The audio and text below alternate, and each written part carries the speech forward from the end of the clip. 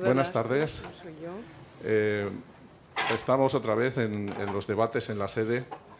En este caso vamos a hablar de la cultura, la mujer en la cultura, pasado, presente y futuro. Pero me vais a permitir que haga un inciso sobre un personaje importantísimo dentro del mundo femenino, que es Mary Wollstonecraft.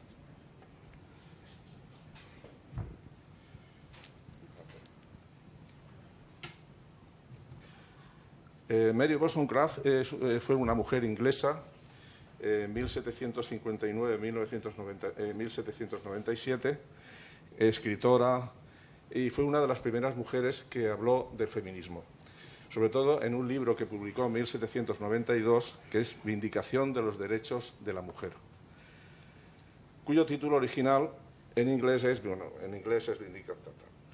Es una de las primeras obras de la literatura de forma feminista, que se me va. En ella, Wollstonecraft rebate la postura sostenida por los teóricos políticos y educacionales del siglo XVIII de que las mujeres no debían tener acceso a la educación. Wollstonecraft argumenta que las mujeres deberían recibir una educación acorde a su posición en la sociedad, ya que, según la escritora, son esenciales para la nación porque son ellas las que educan a los hijos y porque podían ser consideradas no solamente meras esposas, sino pares de sus maridos, en lugar de verlas como simples elementos decorativos en la sociedad o bienes con los que comerciar a la hora de acordar un matrimonio. Wollstonecraft mantiene que las mujeres son seres humanos que merecen los mismos derechos fundamentales que los hombres. Hay un texto que he sacado de una de sus obras que dice así: mi propio ser, espero, me perdonarán si las trato como a criaturas racionales, en vez de considerarlas como si estuvieran en un estado de perpetua niñez, evitando esas bonitas frases femeninas que los hombres condescendientemente usan para suavizar nuestra esclava dependencia y despreciando esa dulce docilidad de maneras que se supone que son las características sexuales del ser más débil. Quiero demostrar que el primer objetivo de una ambición encomiable es obtener una personalidad como ser humano sin tener en cuenta la distinción de sexos. Bueno, y a partir de ahí, Guillermina empezará. Vale. Bueno, pues nada, agradeceros que nos acompañéis una vez más en los debates. Debates es cultura, que como sabéis elegimos temas como pretextos maravillosos para poder hablar de nuestro tiempo, de nuestra cultura, de nuestro modelo cultural, de los protagonistas de la cultura y, como no, la mujer. No nos atrevíamos a encarar el tema del feminismo porque es como hablar del marxismo o del capitalismo, y creemos que, no sé, que son áreas filosóficas de pensamiento muy, muy profundas, ¿no? Pero bueno, aquí tenemos representantes que nos pueden dar unas pinceladas y concretar temas interesantes al respecto, ¿no? Entonces, invitamos, como es norma en nuestros debates, a mujeres de diferentes generaciones, de diferentes disciplinas. También podíamos haber invitado a hombres, pero bueno, también os tenemos a vosotros, vosotras, como público, pues para abordar ese tema de la cultura, del protagonismo de la mujer en la cultura. Como bien ha apuntado Eduardo, han habido mujeres muy importantes a lo largo de nuestra historia, pero sí es que es verdad que el siglo XX hay un antes y un después con el trabajo de la mujer, ¿no? Con la salida de la esfera íntima, ¿no? O sea, ha cambiado todo, ha cambiado en el área de las artes plásticas, en la danza, en la literatura, en la ciencia. Desde que la mujer realmente, hay un mayor porcentaje de su permanencia, de su vivencia de lo profesional fuera de casa, pues ha cambiado nuestra sociedad. Eso es inevitable, es evidente. Entonces, bueno, queremos abordar ese tema y con estas protagonistas y hablar, evidentemente, de nuestro tiempo, de nuestra sociedad, de nuestro modelo cultural aquí en Alicante. Siempre sabéis que queremos concretarnos un poco en este sentido. Y bueno, os paso por orden alfabético a Iria Fariñas, poeta. Sí. Ya vosotros utilizáis esto que es más, y así podéis mover las manos y todo. Bueno, Iria Fariñas es poeta, es de un pueblo de Madrid, pero reside en Alicante, organiza el ciclo poético La Set, coordina las actividades del espacio cultural Aracataca, que os recomiendo, que pues está muy bien. Está cursando el grado de filosofía, colabora con Postcultura, escribiendo reseñas. Bueno, ha ganado un premio Incendiario 2022 de poesía de la editorial El Cume, con ¿Quién extrajo el hueso? En 2022 ha publicado Ruido de cicatriz, un libro que os recomiendo de cuentos. Y bueno, aparece en diversas publicaciones, finalistas del premio Irreconciliables de Valparaíso y de varios concursos de Zenda. Y en 2023 se ha iniciado en la performance con la pieza Gota, espejo, bisagra, junto a la bailarina Zula Ross. Bueno, pues perfil también muy multidisciplinar y te dejamos la palabra, Iria.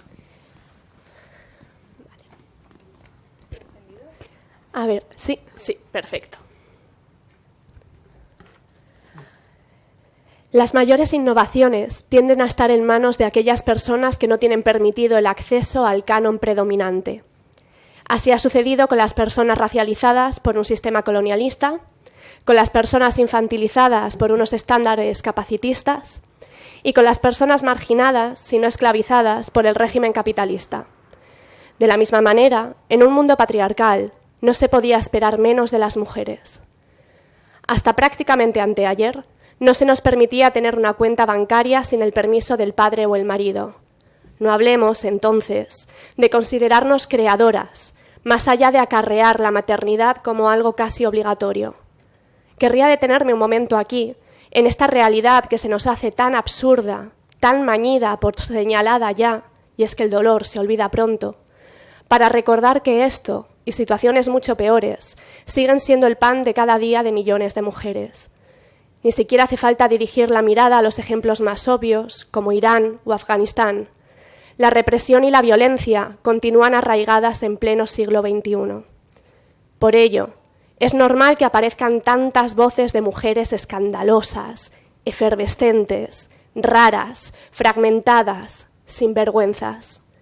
Voces que llegan, como declaró en su frustración un escritor canario hace una semana, como una turba de bisontes. Se lamenta este señor, seguramente en compañía de otros, de la falta de finura y bagaje de estas voces. Como respuesta, hoy, ocupando el espacio concedido en esta mesa y ante este micro que me han prestado para amplificar, en este caso, mi voz, quiero decir que me infla de una alegría inmensa formar parte de esta turba de bisontes. Las expectativas, como los muros, no se rompen con finura. La mujer ha entrado en el mundo del arte para contradecir, cuestionar y resignificar los modelos establecidos, y ojalá para construir otros nuevos. Cientos de miles de manos que han preparado comidas a medianoche y han cuidado de cuerpos enfermos o recién nacidos o a punto de morir durante siglos. Estas manos están acostumbradas a las grietas. La mujer en la cultura no quiere aportar a las grandes pirámides sagradas, quiere derrumbarla y con sus escombros reinventar bellas esculturas entre las que pasear. Y es que estos cientos de miles de manos tienen en común, vivan donde vivan, tengan la edad que tengan, una serie de vivencias que al verbalizarlas pierden parte de su poder para otorgárnoslo a todas nosotras. Sin embargo, se sigue tachando con desprecio a estos discursos, implícitos en los diferentes ámbitos artísticos, de cosas de mujeres.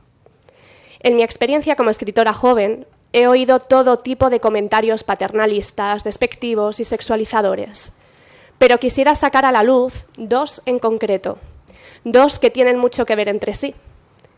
El primero fue: estoy cansado de mujeres escribiendo sobre cosas terribles. Y el segundo: las mujeres deberíais aprender a escribir de otra cosa que no sean abortos y violaciones. Al primero no supe qué responderle. Me pilló desprevenida en mitad de, por otro lado, una conversación muy agradable. El segundo, en cambio, llevaba cerca de una hora construyendo una retórica machista que no me voy a detener a describir. Le contesté que, quizá, Cambiaríamos esos temas por otros si ellos dejaran de escribir sobre guerras y mujeres de cartón, sin voluntad alguna. Y por supuesto, si dejaran de violar.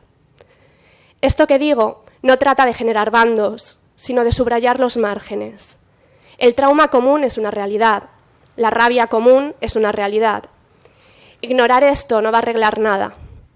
¿Quién va a atreverse a hablar de cosas incómodas, cosas de mujeres, sino nosotras? Hay una fuerza inmensa alojada en los cimientos de los que han surgido la voz de la mujer en el panorama actual.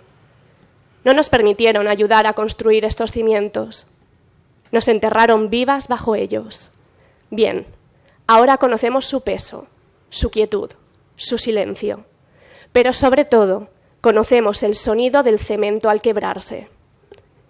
Cientos de miles de manos acostumbradas a la grieta. Recuerden, eso es lo que tenemos aquí. Manos que, una a una, han amasado nuevas formas de decir, de plasmar, de actuar. Imagino este trayecto como un laberinto en el que cada callejón sin salida significa la posibilidad de una bifurcación. Nos ramificamos como las raíces de los bosques o como los circuitos neuronales. Somos semilla y somos sinapsis. Podemos permanecer eternamente mudas, en un rincón, mientras nuestras hermanas y nosotras mismas nos consumimos, mientras envenenan nuestra tierra. Podemos quedarnos en nuestro rincón, mudas como muebles, y no por ello sentiremos menos miedo.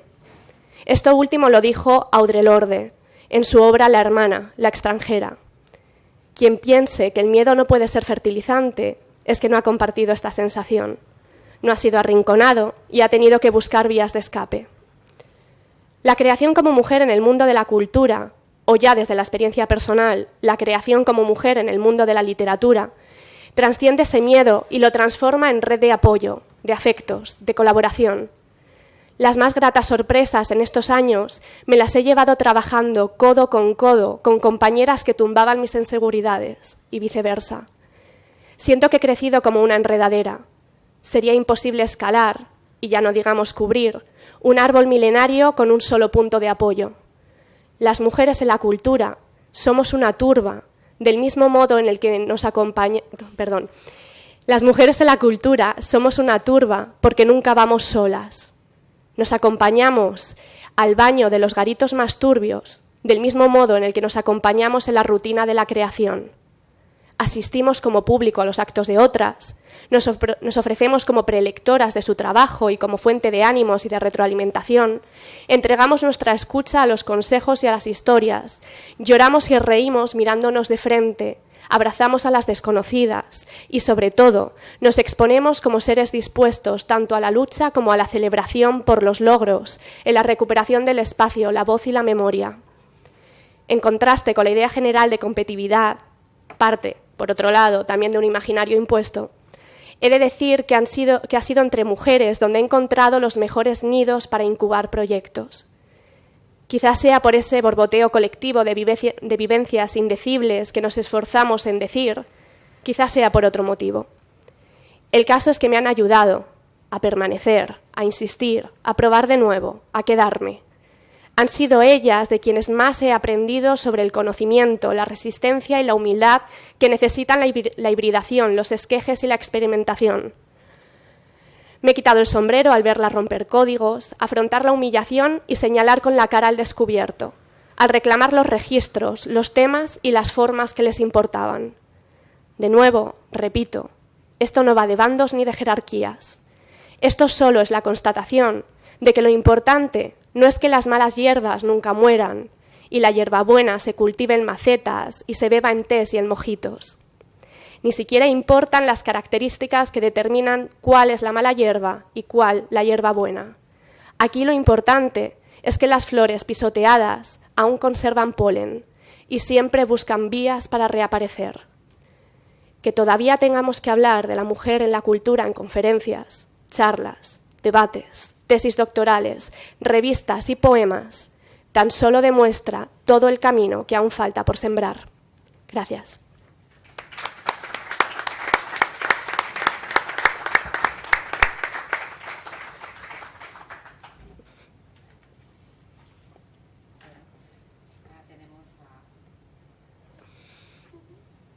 a Federica Fasano, es italiana, pero ya lleva muchos años en España, ¿no? Es bailarina, creadora, docente freelance, es una inquieta, tiene varias carreras universitarias, pues evidentemente es bailarina, tiene grado y posgrado en danza y artes escénicas, pero también tiene un Premio Nacional de Investigación en Artes Escénicas, tiene una primera formación en ballet clásico por la Academia Nacional de Hungría, pero luego se ha desarrollado también en investigación de ballet contemporáneo.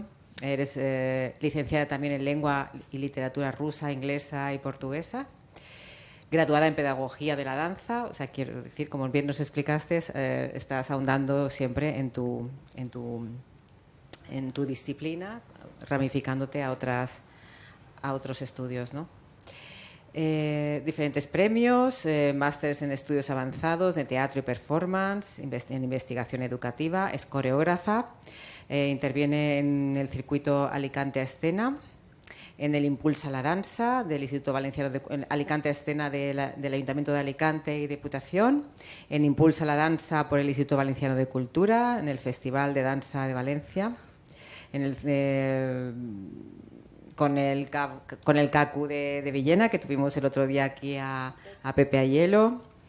Es creadora residente en las residencias de creación artística, también por el Instituto Valenciano de Cultura. Ha codirigido y creado un cortometraje junto a Asun Noales, que también pudimos ver una primera en la Casa Bardén el otro día. Air Ferma, Dance Film. Y más cosas. Sus obras están representadas en salas y festivales en Alicante, en Madrid, en Valencia, en Villena, en Elche, en Benidorm, en fin.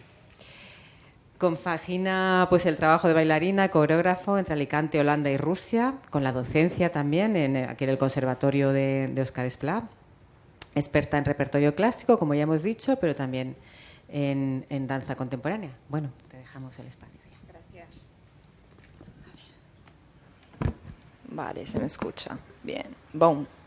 Buenas tardes. Ante todo, pues agradecerte, Guillermina, por haberme involucrado en este debate. Estoy muy contenta de compartir mesa con estas mujeres. Yo no voy a personalizar, o por lo menos voy a intentar no personalizar mucho mi intervención basándome exclusivamente en mi experiencia personal, porque sí que es cierto que de alguna forma vengo a representar a mí misma, ¿no? Pero vengo a representar un sector que es el sector artístico-cultural, entonces sí que me gustaría pues, hablar un poquito de datos, empezar por allí y luego, por supuesto, añadir alguna información que inevitablemente no viene desde mi experiencia personal, pero sí que siento como una responsabilidad, que es la de dar voz a un sector que no se escucha mucho. Y ante todo, ¿no? Lo que más me ha llamado la atención cuando he empezado a buscar argumentos para mi intervención de hoy ha sido preguntarme, ¿no? ¿Por qué de todos los países en los que he vivido, España ha sido el país en el que me he quedado al final a vivir, ¿no? Porque yo he vivido en muchos países, en 6 países de forma estable. Y cuando digo estable me refiero a más de 6 meses, porque si me pongo a pensar en los países en los que he vivido menos de 6 meses, no nos vamos de aquí. Pobre tu madre ha sido la frase que creo que más he escuchado en toda mi vida. Bueno, pórtate bien y pobre tu madre, ¿no? Las dos. Y claro, en esos países yo he vivido y me he encontrado en una dimensión que me gustaba, en la que me he sentido a gusto. Son países muy distintos entre sí, porque por la mayoría yo me he movido en Europa, pero también he estado viviendo mucho tiempo en San Petersburgo, ¿no? Y entonces me he preguntado, ¿no será que me he quedado en España porque el país español ha interpretado la urgencia feminista de una forma que me permite sentir que aquí hay una dimensión para mí más acorde a lo que yo soy, a lo que necesito, ¿no? Como mujer para crear en el mundo, en mi caso danzas, ¿no? Y la respuesta ha sido que sí. Entonces, quería empezar por allí porque también siento que hay un contraste muy fuerte entre este país y el resto de los países de Europa, sin hablar de los países que están fuera de Europa, que son todo otro planeta directamente. Y creo que este sí que es un país en el que este movimiento ha encontrado un terreno muy, muy fértil y lo noto en el trabajo que realizo todos los días porque hay un porcentaje ahora muy alto de mujeres que están creando, que crean equipos. Lo que ha comentado Iria, ¿no?, sobre el haber encontrado este apoyo de mujeres, ¿no?, aquí como red de artística y cultural es cierto también en mi caso. Y ha habido un cambio que creo que ha marcado un antes y un después. Esto sucede ahora y yo tengo la suerte de pertenecer a una generación que lo ha vivido y que está viviendo, ¿no?, ahora los frutos de este cambio. Pero es cierto que también cuando yo empecé a audicionar, entonces acababa de salir de una academia nacional en la que había aprendido método Vaganova puro, que para los que no lo conozcan es un método de ballet muy, muy riguroso, y empecé a audicionar para grandes compañías. Y luego terminé en Rusia, como sabéis, pero en el periodo en el que empecé a audicionar me llamaba mucho la atención de que había un sorprendente número de mujeres audicionando por un número súper limitado de plazas. Entonces, a lo mejor éramos 200 para 4 plazas, ¿no?, en esta compañía. Y los hombres eran 5 por 4 plazas, ¿no? Entonces, siempre había como esa verdad de la que ninguno hablaba, de que los hombres siempre pasaban, ¿no? Siempre se les cogía y nosotras teníamos que matarnos para llegar a tener las mismas posibilidades. ¿Qué me decía esto? Porque luego ha ido cambiando en los años, pero era un problema muy, muy, muy evidente, ¿no? Nos dice que hay una brecha también en la educación, porque hay mucha dificultad a entender que la danza no es un fenómeno femenino. Y sucede a menudo que los hombres tienen que justificarse por el hecho de que quieren ser bailarines, porque se les suele ver como, ¿no?, se suele ver esta actividad como una actividad muy, muy femenina. Y esto al final tiene una repercusión tanto en la educación de los hombres, que tienen que encontrar justificaciones cuando lo contrario no sucede, ¿no?, y por las mujeres, porque claro, no quiero decir que hay un nivel de competición más alto, sino que habían menos posibilidades, directamente menos posibilidades para nosotras. Ya está. La misma competición. Esto no quita talento a los hombres, ¿no? Pero lo que solíamos hacer, ¿no?, en compañías eran ironías sobre este tipo de fenómeno, y luego con el pasar de los años me he dado cuenta de que poco a poco ha ido cambiando, y en esto el movimiento Me Too ha tenido ha sido como una caja de resonancia muy, muy, muy fuerte por ese tema. Entonces, hoy el concepto ha cambiado, pero sí que es verdad que hay ambientes como el ballet clásico en el que los roles están muy bien definidos y una mujer nunca podría, por ejemplo, levantar un hombre, ¿no? En la danza contemporánea todos estos roles se van mezclando. Yo recuerdo la emoción la primera vez que pude levantar a una compañera o un compañero, ¿no?, y me di cuenta de que también pues, podía ejercer de hombre, ¿no? Eso lo digo porque la danza contemporánea ahora está cogiendo mucho pie, ¿no?, en el mundo de la cultura, y lo vengo a contar porque está cambiando el paradigma. Pero también es importante subrayar que hay muchos coreógrafos hombres que están reflexionando sobre esa brecha, ¿no?, y que empiezan a hablar de ellos mismos utilizando adjetivos femeninos, utilizan el nosotras, y esto no tiene nada que ver con una cuestión de género, no es que se identifiquen con otro tipo de género. Ese tema también lo tenemos en mi campo, pero no va por ahí la historia, sino lo hacen porque entienden que la mayoría de componentes de sus compañías son mujeres, que en muchos de los trabajos que se realizan hay este tipo de sensibilidad que viene de experiencias de mujeres, porque al final la experiencia que tú llevas en la escena, quieras o no, siempre tiene que ver contigo. Y eso me lleva a una pregunta que quería lanzar y a la que yo estoy encontrando respuesta ahora, pero me gustaría encontrar otras, ¿no?, también, que es, ¿somos iguales o no lo somos? Porque cuando un coreógrafo convoca una audición y habla de las horas de ensayo, y cuando habla con nosotras como equipo utiliza el nosotras, lo está haciendo porque entiende que hay una diferencia y se quiere intentar, ¿no?, con esa frase aplanar un poco las diferencias que hay entre nosotras. Lo dice porque se identifica en nosotras, o sea, ¿Cuál es el fenómeno que está sucediendo ahí? Yo creo que sí que somos distintos. Creo que socialmente aprendemos unos códigos que son muy distintos. Y eso sucede también porque desde que nacemos, ¿no? Las mujeres pues sabemos que funcionamos según unos ritmos también biológicos que terminan afectándonos. Pero quería poner en resalte que cuando una mujer consigue un rol de poder en mi campo, siempre se le hacen preguntas, se va a investigar, ¿no?, qué tipo de base tiene, o a lo mejor es la típica frase de que sí, claro, ella funciona porque es lista, ¿no? Como teniendo que justificar que esa mujer ha funcionado porque es la inteligente. Entonces, cuidado, ¿no? No es lo mismo. A mí cuando me hacen entrevista también muchas veces me lo preguntan, ¿cómo es ser una mujer y ser una bailarina, ¿no?, a la vez? Entonces, claro, creo que esto también es un poco una consecuencia de un pensamiento neoliberista que es muy hijo del capitalismo, en el que mi capital social como mujer siempre tiene que ir acompañado, ¿no? Siempre tiene que sostener el capital social de un hombre, y si estoy allí es porque tengo este tipo de apoyo. Y este paradigma ahora está cambiando.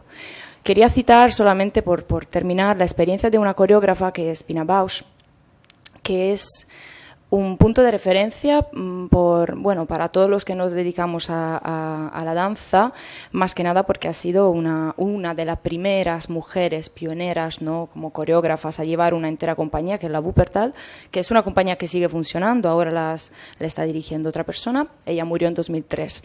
Cuando Pina Bausch llegó a tener la dirección de esa compañía, hubo una polémica enorme, porque se empezó a contar que le habían dado este rol porque era la alumna preferida de Kurt Jooss, que era antiguo coreógrafo y director de esta compañía. Entonces todo se explicó como era la alumna preferida de Kurt Jooss y Kurt Jooss le cedió la compañía.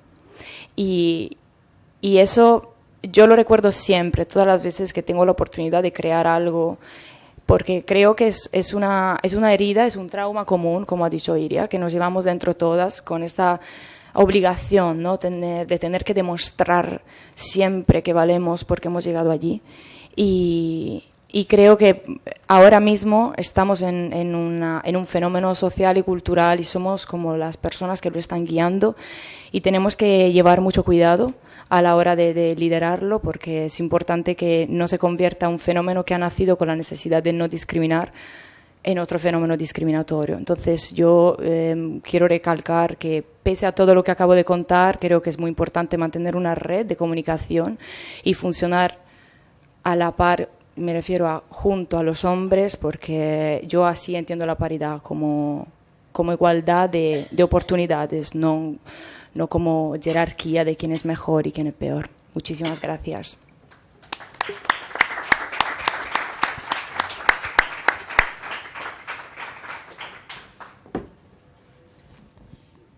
Voy a darle voz a Sol. Perfecto. ¿Vale? Bueno, teníamos invitada también a Sol Pérez, pero ayer tuvo una fatalidad, se cayó en el jardín y tiene la cara amoratada y una fisura en un brazo, está muy, muy molesta, pero nos ha grabado un audio. Ahí tenéis, os he puesto una foto de su obra, ya tiene muchos años esa obra, y bueno, os paso el audio, pues para que por lo menos tenga presencia nuestra Sol aquí. Muy buenas tardes a todos. Me hubiera encantado estar personalmente con vosotros ahí, pero un pequeño incidente me lo ha impedido. Bueno, no importa. Hace más de 40 años que comencé en el mundo del arte, aunque bien es verdad que cuando era niña yo nací bailando, como aquel que dice. Me encantaba declamar y tenía un padre al que también le encantaba enseñarme la declamación, y esto me hizo que fuera un poco la artista invitada en el cole, y siempre que venía la madre general o cualquier acontecimiento, allá que andaba yo, subida al escenario recitando poemas. Bueno, esto solamente es una iniciación a través de la actitud y la ilusión que yo tenía por el mundo del arte.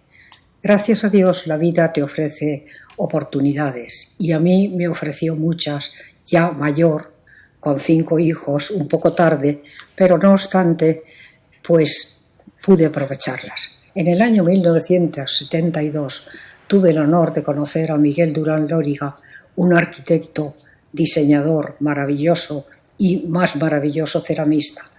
Él empleaba la cerámica para revestimientos de arquitectura y hacía unos murales absolutamente espectaculares. Fui muy amiga suya. Y un día, estando juntos, me dijo: mira, coge este folio en blanco y dibújame una botella de Coca-Cola. Yo le dibujé una botella normal. Él me miró con mucha sorna y me dijo: tú no has visto una botella de Coca-Cola en tu vida. Cogió el lápiz y, ni corto ni perezoso, con 4 trazos, dibujó una botella de Coca-Cola. Dijo: compárala. ¿Entiendes ahora por qué no has visto una Coca-Cola en tu vida? Tú has visto la botella, pero no la has mirado. Lo primero que tienes que hacer es mirar. Mirar. Esa fue la primera enseñanza. Entonces me decidí a aprender el mundo de la cerámica, pero desde el principio, y ni corta ni perezosa, cogí mi coche, me dirigí a Agost, a una alfarería, la primera que encontré, que era la de Pepe Martínez, un alfarero absolutamente maravilloso. Me presenté delante de él y le dije: mire que, verá, yo quisiera aprender a tornear.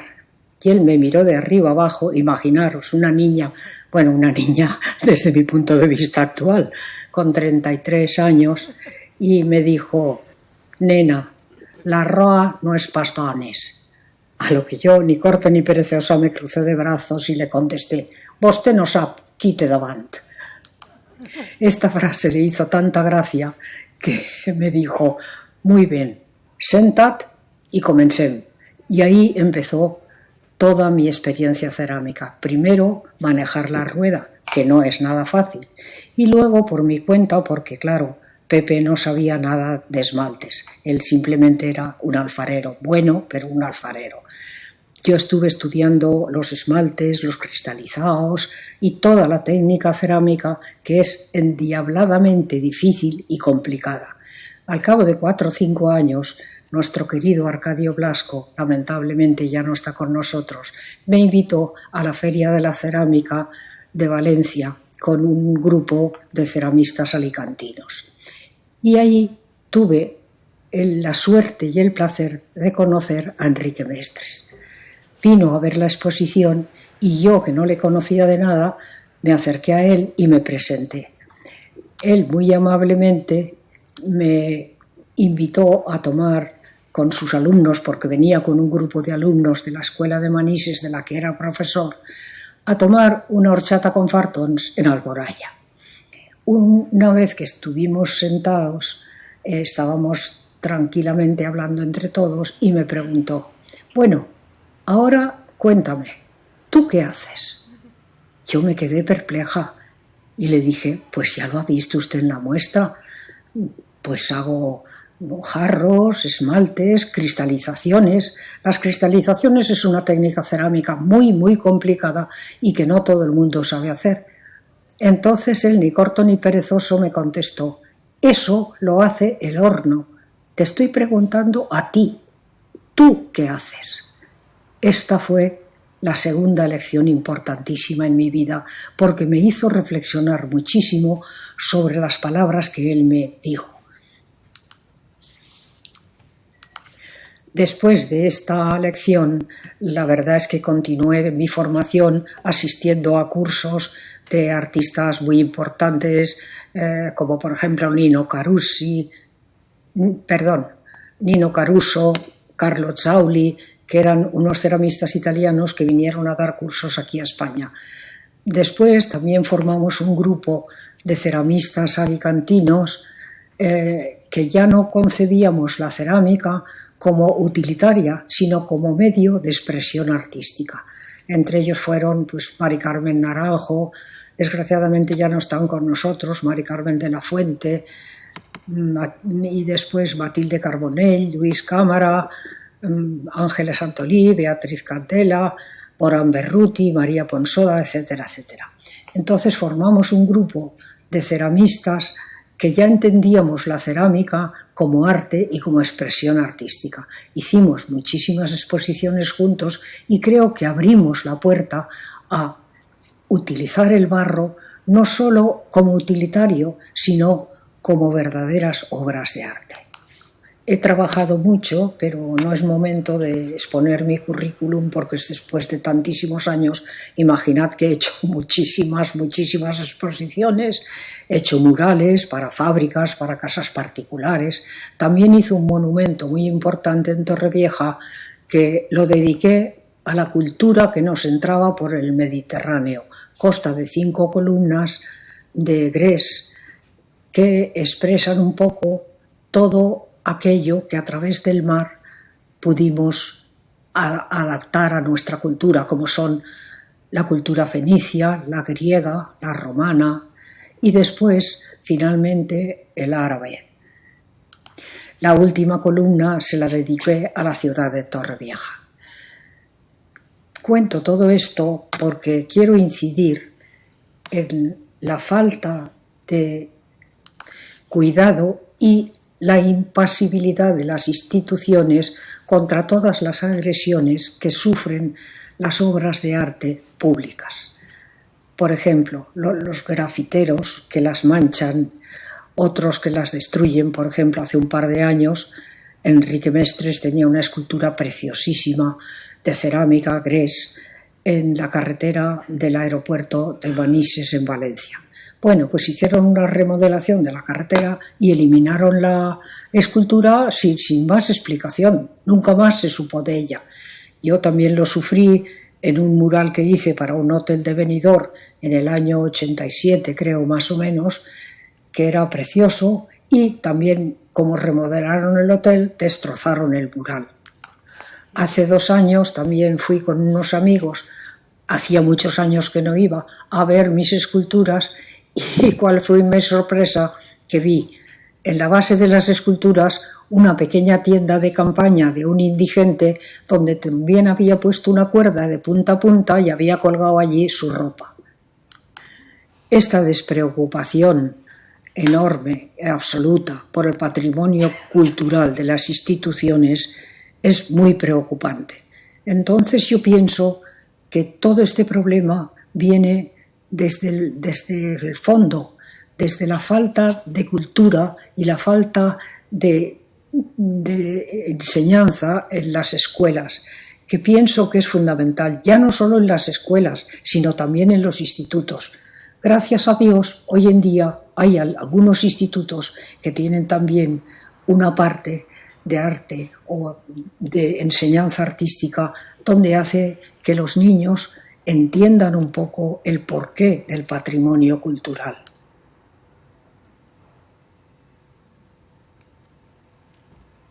Bueno, pues para el que no conozca a Sol Pérez, es artista plástica, que no la he presentado, y solo contaros una anécdota que ella me ha contado, que ella quería ser bailarina, fundamentalmente. Desde pequeña se dedicaba a bailar siempre, ¿no? Pero sus padres, pues no le permitieron. En los años 50, irte al Liceo de Barcelona a estudiar danza, como que no. Entonces, hasta que no hizo magisterio, no la dejaron hacer otra cosa. Y ya con 17 años marchó a Barcelona al liceo, hizo 2 años y medio de ballet, de danza, y como ya su cuerpo no le permitía progresar en ese sentido, pues fundó una academia de baile en Elche, la primera academia de baile en Elche. Y de ahí salió Pilar Sánchez. Pilar Sánchez fue alumna de Sol Pérez. Como alumna le dijo, tú vas muy bien, vete. Le habló a su profesor del Liceo de Barcelona, le dijo, mira, tengo una alumna que tienes que cuidar y tal. Y se fue a Barcelona, estudió, hizo sus años. Luego la cogieron allí en Barcelona porque era muy buena para el liceo. Claro. Y luego volvió a Elche, fundó su escuela ahí y bueno, pues las cosas a veces se relacionan. Bueno, pues luego seguiremos relacionando todo lo que ha salido en la mesa y, por supuesto, daremos paso al público. Vamos con Yum Quiñonero. Es periodista, escritora, activista feminista y cultural. Creo que ha defendido todas las causas que ha entendido que eran merecedoras de su entrega y de su vida. Es licenciada en Historia por la Universidad de Alicante, ha vivido en Madrid y en Barcelona. Es autora de Nosotras que perdimos la paz, del 2005, del documental Mujeres del 36, producido por Televisión Española, del documental Miquel Grau, de Colombia, La guerra que no existió, o sea, varios documentales. Ha sido diputada ha sido diputada hasta el 2019 en les Corts Valencianes por Podemos, donde presidió la Comisión de Igualdad y Política LGTBI. También es de Más Compromís, se inició en el movimiento comunista del País Valencià en el 74. En el 73 es varias accidentes y detenciones simplemente por ejercer su derecho a expresarse y a defender sus causas. Es creadora de la primera plataforma feminista y como periodista pues ha colaborado y colabora en diferentes revistas y diarios como El Mundo, revistas como Cambio 16, Viajes, National Geographic, Marie Claire. Defendió la causa de Miquel Grau, movimiento feminista, el derecho al aborto, coordinadora feminista del Estado español. Es importante, me interesa mucho la labor de investigación que ha desarrollado sobre la memoria de las mujeres que perdieron la guerra, mujeres republicanas, socialistas, anarquistas, comunistas, pues dando voz a estas mujeres que fueron silenciadas. Para ello tuvo que hacer una relación de contactos con muchas mujeres. Ha obtenido el primer premio del certamen literario de la Generalitat Valenciana con Las mujeres cuentan, 2006. Y pues como conferenciante y sobre el tema de memoria y género. Y ahora está en la plataforma ciudadana de Salvem el Patrimoni como directora, presidenta, ejerciendo. Os la paso. Bueno, hola, muchas gracias. Muchas gracias por estar aquí esta tarde y gracias también a vosotros. ¿Ahora? ¿Así? A vosotros por invitarme, ¿no? Y por estar tan bien acompañada, ¿no? De las cosas que han dicho mis compañeras me interesa, me ha llamado la atención y me siento aludida y quiero ser parte de la turba de bisontes, ¿no? Una turba de bisontas, ¿no? Ya que estamos, pues le hacemos la reforma, ¿no? La corrección a este tipo, ¿no? El silencio es lo que viene a romper la turba de bisontes. Sí, la turba de bisontas ha construido desde los años 70 hasta el presente ha construido una fuerza, una turba de bisontas que se ha ido creciendo, ¿no? Año tras año, década tras década, hasta haber convertido en este momento buena parte de las políticas activas de los diferentes gobiernos en políticas feministas, ¿no? Lo que en un momento, en aquellos años de la salida de la dictadura, eran inicios, ¿no? de romper el silencio, de hacer visible, de nombrar a las mujeres, pues en todos los... de defender cosas elementales, de hablar de las pioneras, en la política y en el feminismo, pues se ha convertido también en una turba de bisontas jóvenes reclamando en las calles, manifestándose casi espontáneamente en ocasiones cuando hay una violación de una turba de criminal, ¿no? De tipos que violan, por ejemplo, a una joven en una portería, ¿no? Y esto hay una respuesta monumental, ¿no? Monumental de toda la ciudadanía. Nos han convocado para hablar de cultura, ¿no? De mujer y cultura. En realidad el tema es infinito, de manera que es muy difícil poder... ¿De qué vamos a hablar, ¿no? ¿De qué vamos a hablar? Primero, reivindicar el hecho de que en tanto que las mujeres y el feminismo ha hecho visible ha puesto sobre la mesa, ha reivindicado y está iluminando la presencia de las mujeres en la historia, en la creación, en la cultura. Señalar que, como decía también Federica, claro, no están en la lista de la historia, están las inteligentes, las brillantes, ¿no? Las genios que desde Santa Teresa de la Cruz a las recluidas, ¿no? Sor Juana Inés de la Cruz. Imaginaros que físicas, académicas, mujeres que es que no había quien pudiera toserles y discutirles, porque en realidad nunca las consideraron mujeres, sino las consideraron genias, ¿no?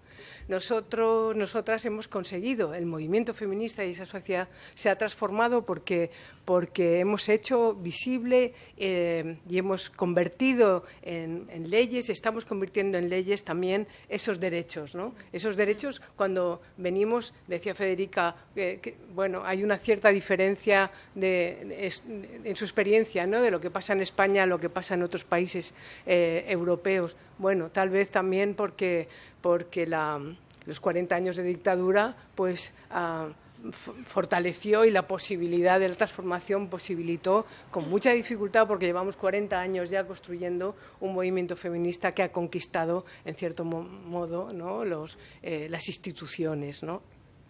Yo creo que para hablar de esta luz, de esta visibilidad y de estas transformaciones en el mundo de la cultura, tenemos que señalar también que esa igualdad que se ha venido construyendo es una igualdad todavía precaria, ¿no? Es una igualdad en total precariedad, porque esta opinión que le dieron a Sol Pérez, ¿no? De el torn no espera les dones, ¿no? Que pues es algo que está en la cabeza no solamente del ceramista de Agost, sino es algo que está del que está imbuido el total de nuestra sociedad, ¿no? El hecho de que desde el mundo de la cultura, las bailarinas, las músicas, las coreógrafas, las pintoras tengan que estar haciendo, bueno, muestras de mujeres que pintan, muestras de mujeres que escriben, las mujeres, bueno, como señalando como una palanca para hacer visible, hacer hueco en un espacio en el que muchos escritores, muchos intelectuales o pseudointelectuales dicen que se escriben sobre asuntos turbios, ¿no? O como poco interesantes, ¿no? Yo recuerdo mis primeros años en la prensa en Madrid, escribiendo sobre asuntos y en debates culturales con intelectuales o con periodistas y escritores, y había siempre el debate de, bueno, si había el papel de las mujeres en la literatura, ¿no? Y había escritores que decían, bueno, no hay literatura de mujeres ni de hombres, hay buena o mala literatura. Bueno, en realidad hemos tenido que construir una literatura en unos espacios específicos para que las mujeres pudieran expresarse, el conjunto de las mujeres, no las genios solamente, porque las genios, bueno, con muchas dificultades también han tenido sus problemas para poder hacer visibles sus puntos de vista, ¿no? Y yo creo que necesitamos marcar también ¿qué ocurre con las políticas culturales, ¿no? ¿Cómo es posible, por un lado, señalar lo importante de que el feminismo haya creado espacios, bueno, en el que señalar y crear esa discriminación positiva para señalar que las mujeres tenían que estar presentes en las candidaturas, que tenía que haber, que en las mesas tiene que haber mujeres, que en los debates, que en los concursos no vale, que en los archivos, por ejemplo, ¿no? Al principio de volver, después de estar más de 20 años viviendo fuera de Alicante, pensé, bueno, pues vamos a qué tipo de cosas se pueden hacer, ¿no? Y hablando con un proilustre local me decía esta cosa de que habría que escribir sobre lo que han aportado las mujeres a la ciudad de Alicante, ¿no? Y decía, no, en Alicante no hay mujeres ilustres, ¿no? Claro, y dije, ¿qué? Bueno, pues claro, es esa misma idea, ¿no? El torno no es para las mujeres, porque ¿qué es lo que se está viendo? qué es lo que se está mirando, como decía también Sol, ¿no? ¿En qué te fijas, ¿no? ¿Qué cosas son las importantes? ¿Qué es aquello? Porque, claro, en el momento en el que se construye también el fin de la dictadura y se empieza a visibilizar eso que llamamos capital social. Las mujeres llegamos al mundo sin capital social, los hombres tienen un capital social, los hombres tienen a sus familias, a sus mujeres en casa, o las tenían para apoyarles, cuidarles, poner en marcha sus familias, y los hombres, los Vargas Llosa, los Blas, pueden ponerse, levantarse por la mañana temprano, salir a pasear y ponerse a escribir. Las mujeres tienen que además ocuparse de la casa, cuidar a los niños, además de parirlos, ¿no? Que eso también es un esfuerzo físico. Y está bien contarlo, ¿no? Contarlo no solamente porque es una experiencia que han vivido las mujeres, ¿no? Yo creo que este asunto de este cambio social, de este capital social que en este momento hay una transformación de nuestra sociedad en el que las mujeres han entrado efectivamente como una turba en el mundo de la economía, del trabajo, y está transformando la realidad. ¿Y qué pasa con el mundo de la cultura? Pues yo creo que necesitamos unas políticas culturales no solamente que apoyen proyectos de creación, ¿no? Sino que además luchen y que planteen y exijan un combate contra la precariedad, ¿no? Contra la precariedad de los artistas, que faciliten vías de desarrollo del trabajo, que la política cultural institucional fundamentalmente pueda ir dirigida a crear espacios en los que en las infraestructuras, en los espacios, en los barrios, funcionen las bibliotecas, haya actividad cultural entendida no solo como una industria cultural, sino que se generen espacios en los que pueda haber danza, donde se pueda aprender teatro en los barrios, donde se pueda generar también espacios de creación literaria o de pintura, para que los jóvenes, los niños, las niñas, pero también los vecinos, sin necesidad de trascender más allá, puedan participar y ser parte de la creación cultural. Yo creo que ese es un aspecto fundamental de las políticas culturales que adolecemos, y que si las políticas culturales se definen fundamentalmente para señalar algunos aspectos y poner en marcha con subvenciones, grandes colaboraciones y creaciones, en realidad esas políticas a veces culturales vienen a favorecer a una parte de la sociedad, a la clase media, a la clase alta, que puede ir a los conciertos o puede ir a los festivales o a determinadas exposiciones, pero en realidad no puede generar la participación real que sería lo que mejoraría nuestro tejido social, ¿no? Y donde también podrían participar las mujeres, las ciudadanas de a pie, ¿no? No solamente la gente más vinculada al arte, ¿no? o a la cultura, generar desde abajo esa participación, ¿no?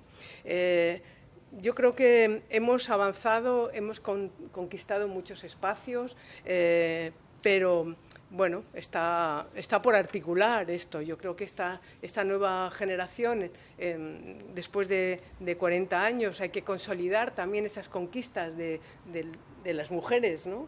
Ver en qué se transforman. El hecho de que me interesa mucho lo que señala Federica respecto a cómo la danza representa este cambio de género, ¿no? Esta transformación. La danza, el ballet, que es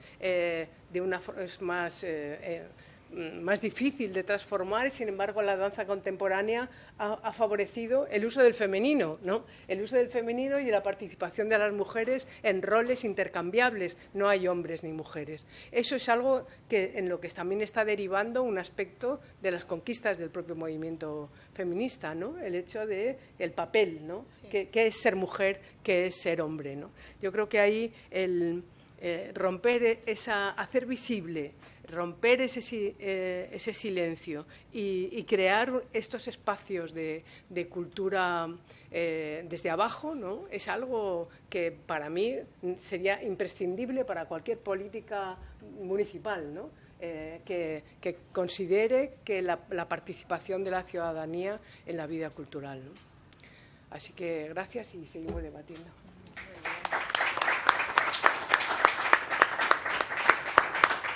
Si queréis desarrollar alguna cosa vosotras, yo sí. La mesa tiene prioridad. Sí, quería aportar, siguiendo un poco el hilo de lo que has comentado, ¿no? Que hay mucho cambio también en el propio campo del ballet, porque hoy día existen muchas compañías que, por ejemplo, están formadas por hombres que interpretan repertorio femenino, como el Lago de los Cisnes, y son hombres con una técnica excelente, o sea que no están ahí haciendo caricaturas del Lago de los Cisnes, están bailando el Lago de los Cisnes, lo que pasa es que son hombres. Y eso al principio se vio pues como un fenómeno un poco de circo, porque ves hombres con una fisionomía de hombre, que además en el ballet es una fisionomía muy marcada, ¿no? En puntas, con el tutú. Con el plato, ¿no?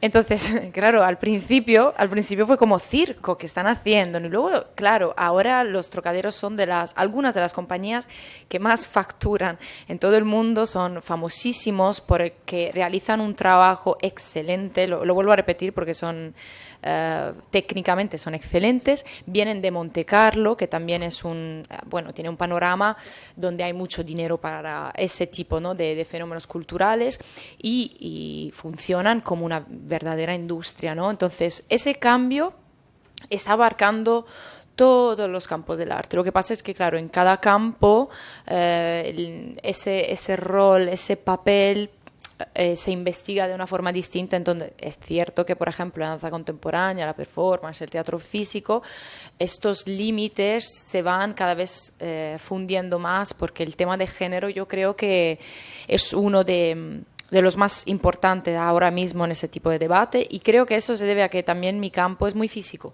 Banalmente es esto, ¿no? Entonces hay mucho debate sobre el cuerpo físico y eso inevitablemente te lleva a reflexionar sobre diferencias sobre la memoria del cuerpo. Con Iria lo hemos estado comentando muchas veces, ¿no? El cuerpo tiene una memoria y esto en mi campo se investiga mucho. Entonces, claro, surgen estos tipos de asuntos, ¿no? Y simplemente un dato que todavía me llama mucho la atención, siguiéndote, Yum, es que según algunos estudios, yo aquí tengo algunos citados, bueno, porque soy un poco rata de biblioteca, pero si queréis luego os lo paso también. Aquí tengo un estudio de Igor Dacua del 2020 y luego otro de Vicente Ipárraga 2021 que subrayan que hoy día, 2020, 2021, o sea, estamos hablando de estudios recientes, sigue siendo bastante mayor el número de mujeres formadas en plan académicos en el campo de la cultura. Claro, yo he investigado el mío, que es la formación académica en danza, y me ha llamado mucho la atención. ¿Por qué las mujeres se formarán más? ¿Por qué tomarán más títulos? ¿Por qué tienen esa como necesidad, ¿no? de sacarse el papel, ¿no? Como fenómeno general, claro, porque se está generalizando, se está hablando de grandes estadísticas donde se analiza pues en España lo que ha sucedido durante todo un año. Puede que al año siguiente esto cambie, pero me ha llamado la atención y quizá tenga que ver con lo que comentabas tú, ¿no? De tener que ser las listas y tener que pues tener ese papel allí que justifica que yo me dedico a eso y también puedo ser buena, ¿no? Y me ha llamado mucho la atención y lo quería mencionar. Y por último, muy interesante lo que has comentado, Yum, sobre el tema de actuar desde el plan educativo, empezar desde las bases. Me ha recordado un periodo en el que he estado trabajando con un colectivo de alumnos con riesgo de exclusión social aquí en Alicante, en un barrio pues eso, donde hay mayoría de población gitana. Hay algunos problemas porque bueno, hablamos de niños que tienen sus familias en las cárceles por delitos graves, entonces pues a lo mejor no tienen incluso este tipo de figura, hay problemas de droga, de prostitución, o sea, hablamos de varios complicados. Y cuando yo entré, yo trabajaba con un compañero, éramos un chico y una chica, ¿no? y hacia mí se desarrolló un hastio y niños lloraban porque no querían trabajar conmigo, no entendían que una mujer pudiese estar en una condición de poder o de autoridad ante ellos, ¿no? Impartir clases. Sin embargo, con mi compañero no había ningún problema. Y esto me hizo sufrir muchísimo al principio. No entendía, ¿no? Cómo actuar, porque claro, allí sucede lo que comentaba Yum, ¿no? Actuar desde la educación y desde la base. ¿Cómo hago yo, mujer, para demostrar que puedo enseñarte algo? Fue un proceso muy largo, que duró 1 año. Pensé renunciar 450.000 veces. No lo hice por cabezonería, no había, creo que la cabezonería hasta superó mis ganas de estar ahí, porque habían veces que volvía a casa y estaba hundida. Porque también eran niños muy violentos, eran niños que rompían una ventana de una patada a los 7 años. O sea, estamos hablando de que yo tenía guardias en mi clase. O sea, era una situación peligrosa para mí desde un punto de vista hasta físico, ¿no? Y luego entendí que son semillas, ¿no? Que tú vas poniendo todos los días y poco a poco todo funcionó. Llegamos a final del año y yo no podía creer el cambio que se había realizado ahí. Y pensé, si he podido ser yo capaz, que no soy ninguna diosa de la educación, hacer esto, ¿cuánto cambiaría si hubiese casi una obligación desde el sector cultural y en ese caso no educativo de realizar ese tipo de trabajo, sacar esos tipos de alumnos del gueto en el que se encuentran para, por ejemplo, llevarlos a teatro, que es lo que hicimos mi compañero y yo, llevarlos a un paraninfo, llevarlos a sitios donde nunca estarían, porque en sus vidas no se van a comprar una entrada para ver el Lago de los Cisnes ni un concierto, porque no conocen ese tipo de oferta cultural. ¿Qué sucedería? Y luego he trabajado también en cárceles y esto ha vuelto ahí. O sea, si conseguimos que gente que esté en la cárcel baile o que niños que vienen de situaciones muy violentas bailen y aprenden a tocarse sin por ello hacerse daño, pues haría falta una fuerte acción cultural para que fuese casi obligatorio que esos niños tuviesen ese tipo de experiencia y nosotros, los artistas o los agentes culturales, ir también allí, porque es muy fácil, y yo lo he vivido, trabajar en altos niveles, con altas compañías. Cuando estoy en Holanda, pues me ponen una alfombra roja, ¿no? Pero allí no me misuro yo como artista, siento que no crezco en ese sentido. ¿Cuánto puedo crecer en este tipo de circunstancias que me llevan a tener que demostrar que la cultura es poder también? La información es poder también.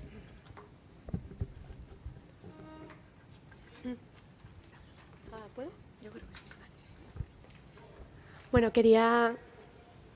lo que ha dicho Guillermina en su momento. Si alguien quiere intervenir en algún momento, que lo diga, y si no, pues claro. seguimos con la conversación. Voy a retomar también algunas de las cosas que habéis dicho.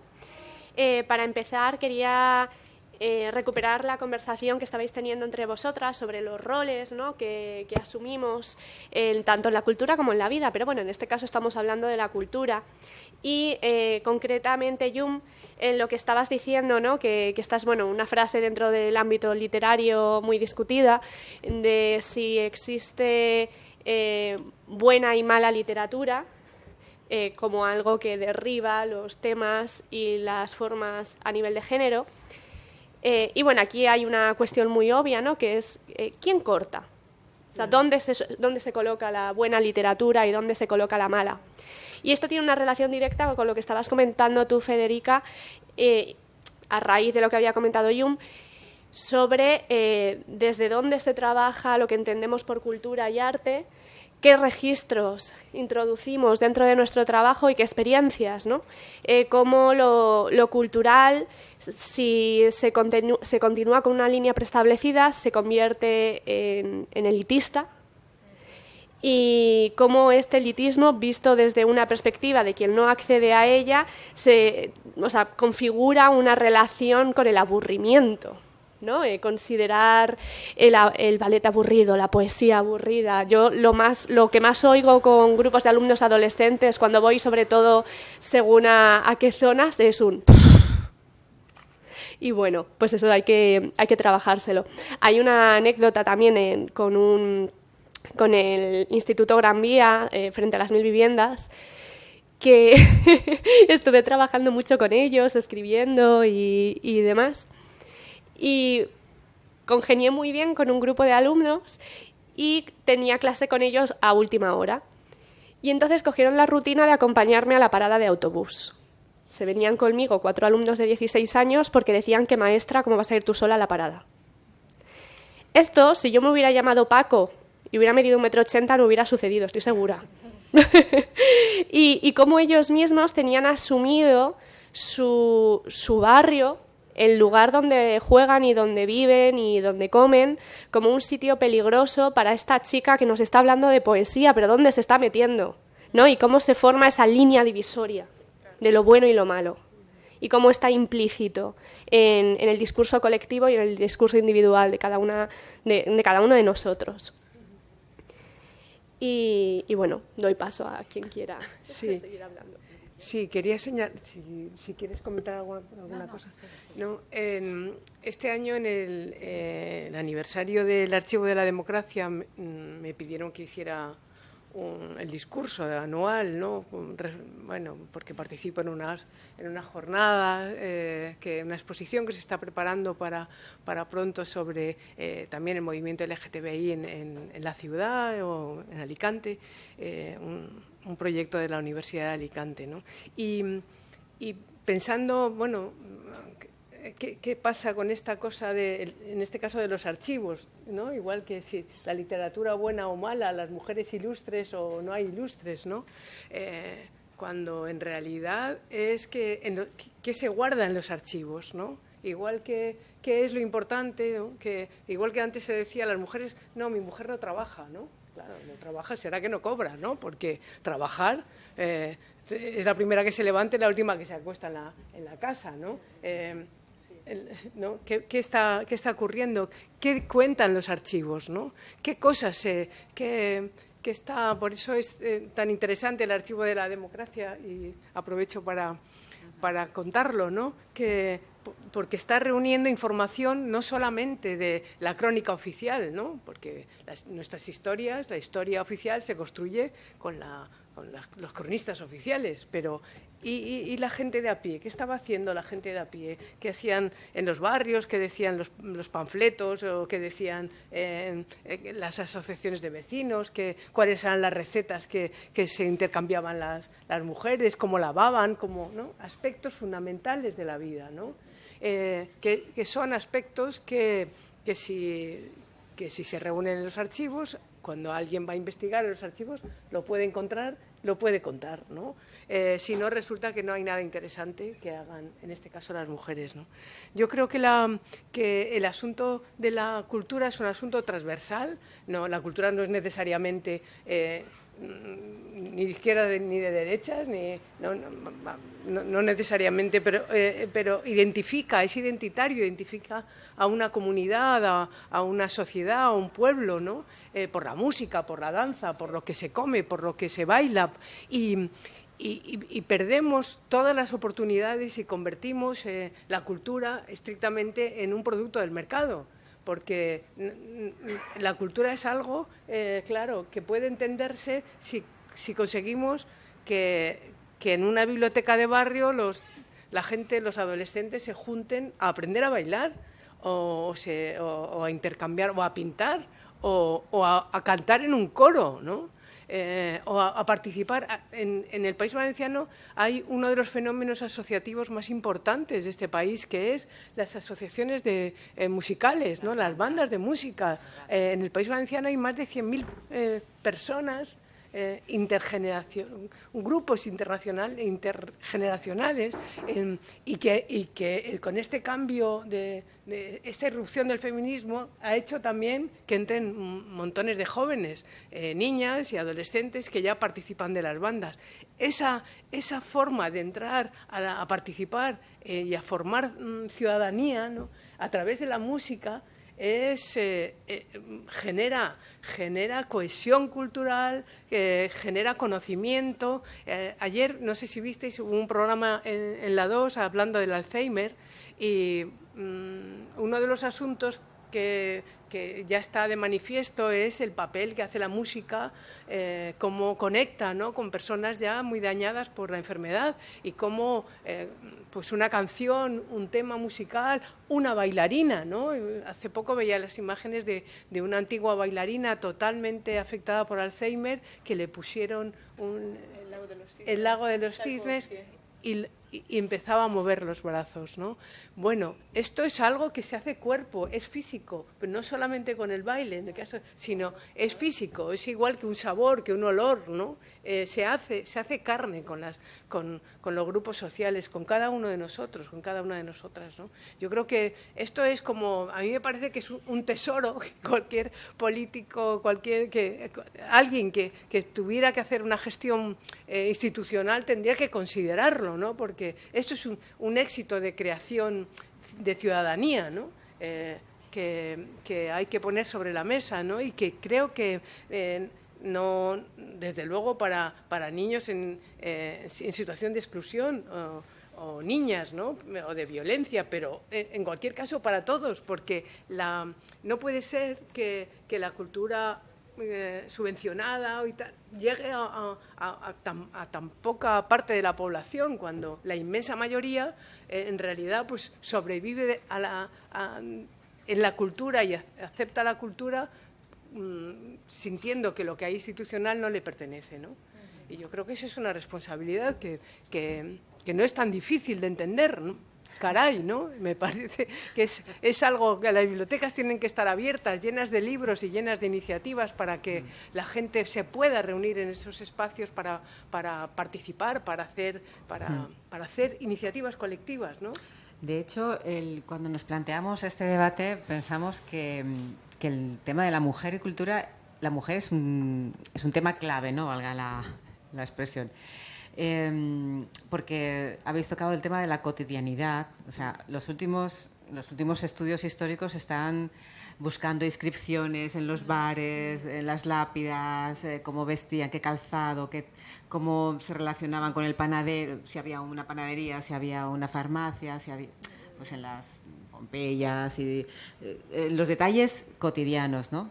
Quien ha introducido la cotidianidad rompiendo el estatus elitista de la literatura y del arte ha sido la mujer, ¿no? Estamos hablando de una sociedad ahora muy cambiante, muy líquida, según los Bauman, Marcuse y todos estos. Yo creo que la mujer se ha manejado muy bien ahí, ¿no?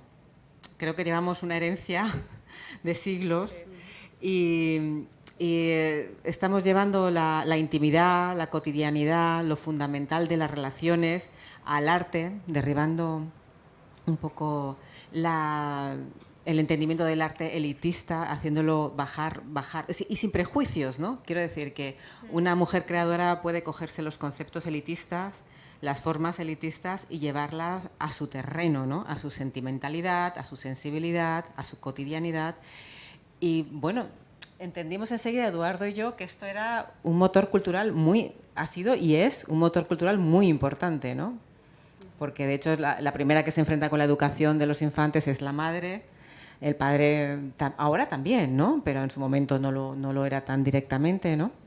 Sobre todo a la hora de hacerlo vestirse, de cómo se debe de comportar con las otras personas, ¿no? Cómo alimentarlo, cosas muy básicas pero muy fundamentales, ¿no? Cuando hoy en día nuestra cultura es cómo nos vestimos, cómo comemos, cómo nos sentamos, cómo nos relacionamos, ¿no? Y todo eso se ha incorporado a las disciplinas artísticas y casi científicas, ¿no? No es lo mismo estudiar el cáncer en un hombre que en una mujer, ¿no? Y eso lo ha incorporado la mujer porque era su vida, ¿no? Y bueno, pues sí, todas las políticas culturales están muy bien, pero ¿cómo veis que la mujer podría irrumpir, ¿no?, con mayor efectividad, ¿no?, con casos concretos, ¿no?, como con la creación artística? Porque también habéis planteado el tema de que es un estímulo, ¿no? O sea, es más estimulante poder educar, poder transformar la sociedad, que generar una obra de museo, una obra cerrada, exquisita, ¿no? Yo creo... No sé si es una pregunta, es lo que he hecho, un resumen de lo que habéis hablado, pero bueno. Como no os veo. claro, para mí es muy complicado contestar desde un único prisma, ¿no? Porque eso se conecta a lo que estaba comentando antes cuando hablaba de que en mi campo hablamos a menudo de que hablamos sobre el tema de que hay una sensibilidad femenina y una sensibilidad masculina. Y eso es un tema que genera mucho debate porque hay que luego justificar que existe una diferencia entre hombre y mujer y no todo el mundo está de acuerdo con esto, ¿no? Y eso lo digo porque yo lo he escuchado a menudo, todas las veces que se está planteando un tipo de trabajo, hay debates sobre este tema, ¿no? ¿Desde qué tipo de sensibilidad vamos a trabajar? Pues me encantaría pues, que indagases tu parte masculina. O sea, son temas que están en la mesa todos los días. Y de hecho han dado pie a todo el discurso LGTBI, a todo el discurso no binario, porque, claro, cuando respondes a esas preguntas te das cuenta de que existe un margen que es muy lábil también. Y eso creo que lo está aportando sobre todo mi generación, porque en vuestra generación esos temas obviamente estaban, pero con la mía se habla de manifiestos sobre ese tipo de temas, que son otro campo y de hecho no me meto en esto, pero yo los separo, ¿no?, del tema feminista porque creo que una cosa es hablar de mujer y otra cosa es hablar de todo el discurso de género, que es mucho más amplio, y a veces me da miedo que hablar de esa fluidez nos haga olvidar el tema de la mujer también, ¿no? Que no se pierda un poquito dentro de este tema. Y entonces, para contestar a tu pregunta, a menudo escucho hablar de ese tipo de sensibilidad a la hora de plantear una acción, por ejemplo, en el museo. No es que sea la acción en el museo menos impactante que la acción educativa en un colegio, en un barrio particularmente difícil, sino cómo planteas esa intervención en el museo, desde qué sensibilidad lo estás planteando.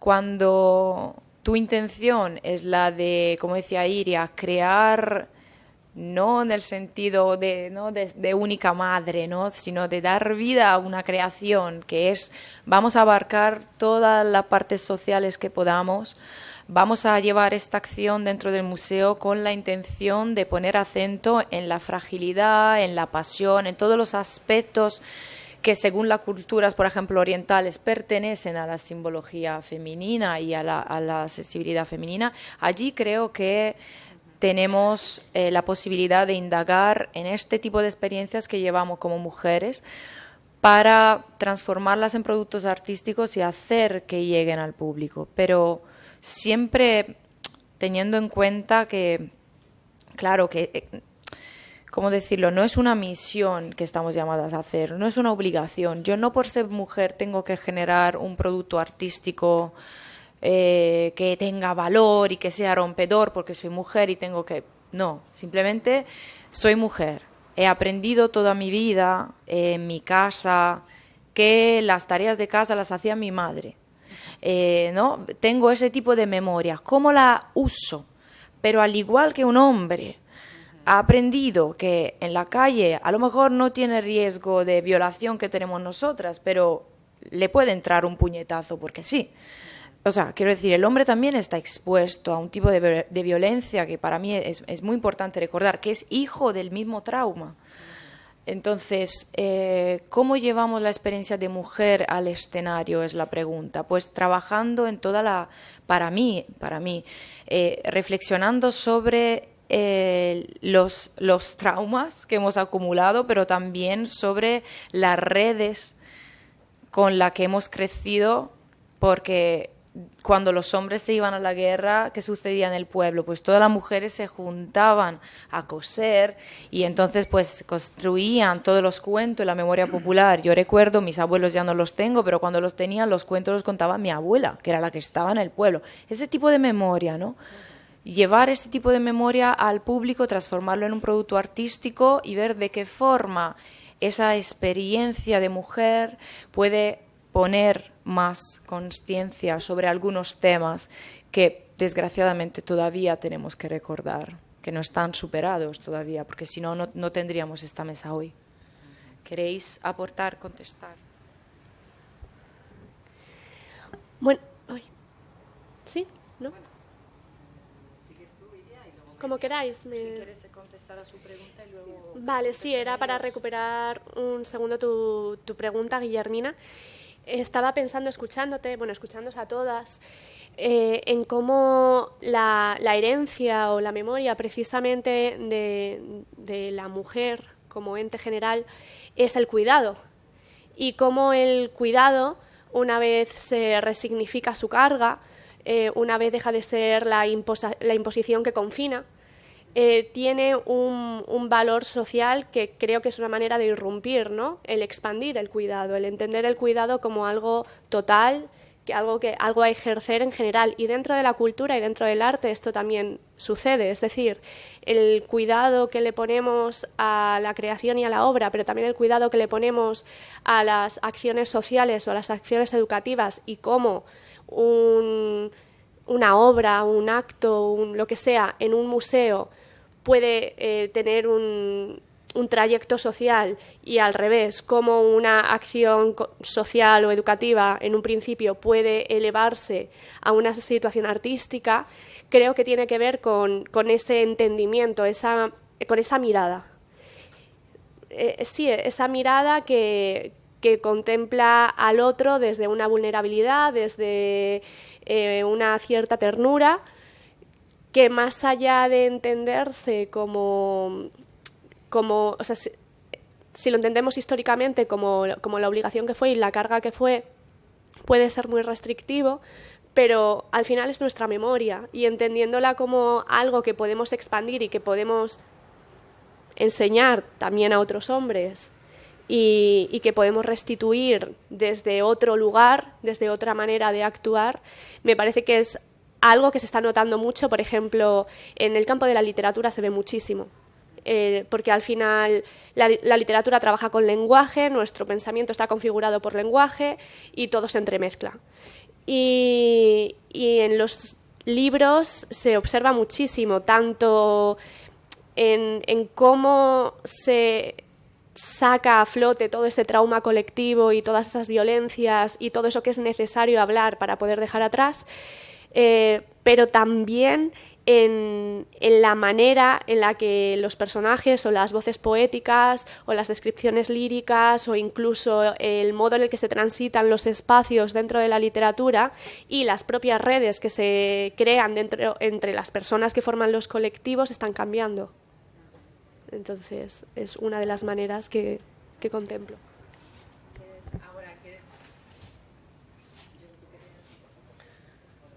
Sí, pasa ahí.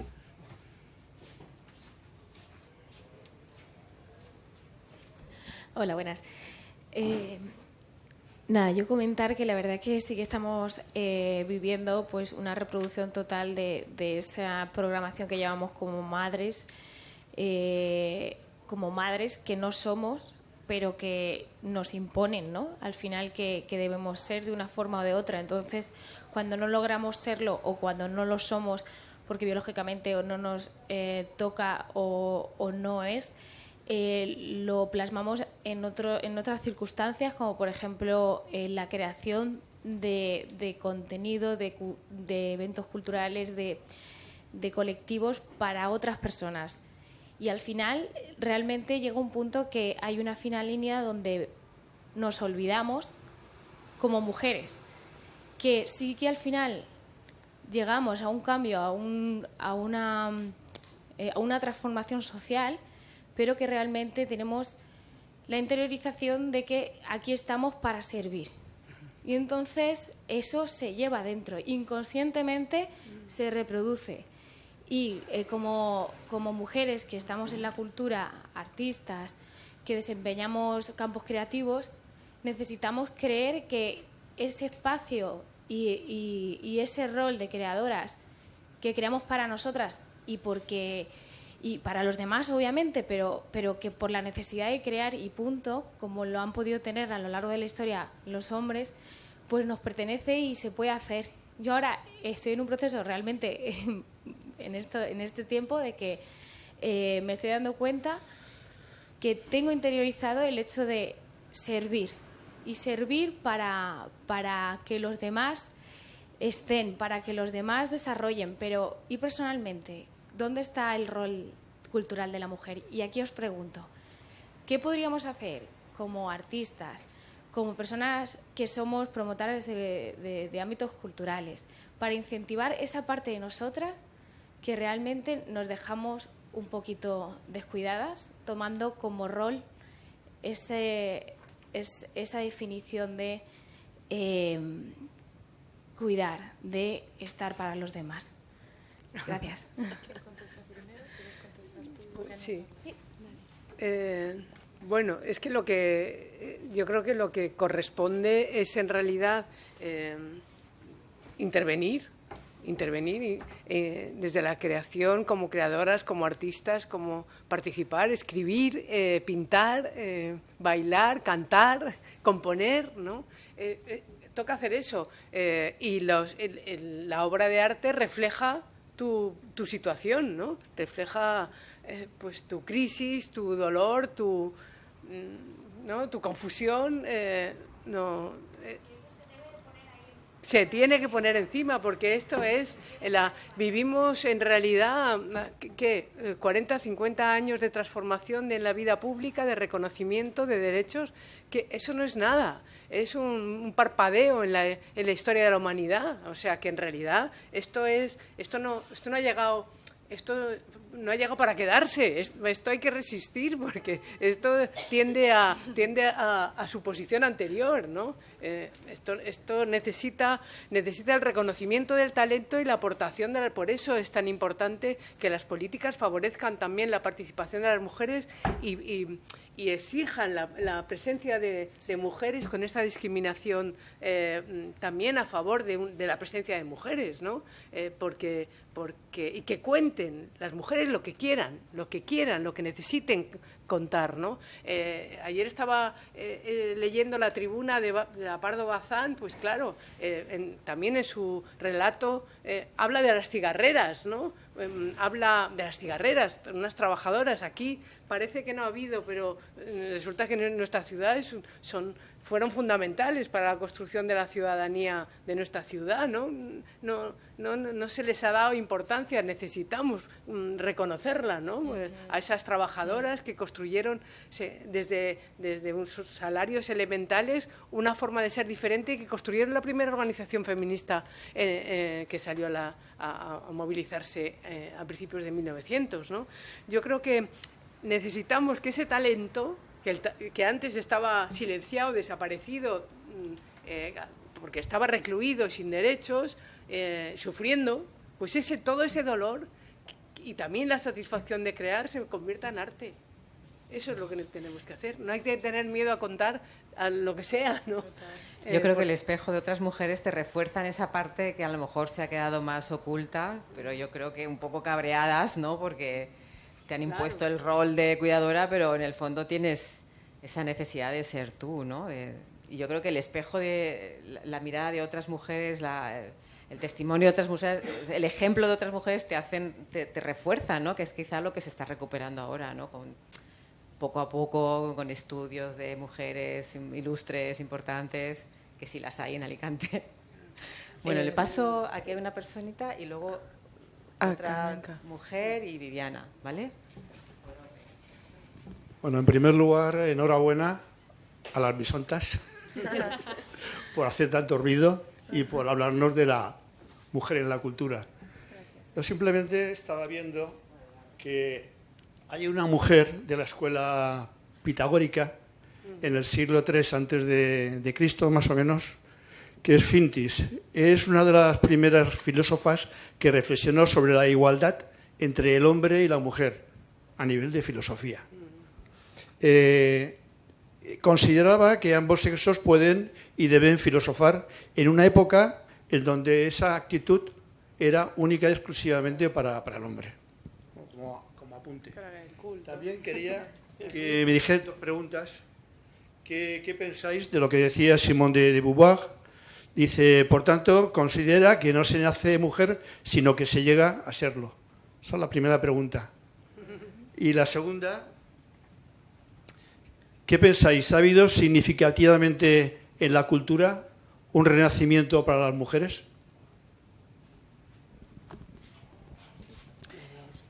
Yo creo que en el siglo XX ha habido un antes y un después, sin duda.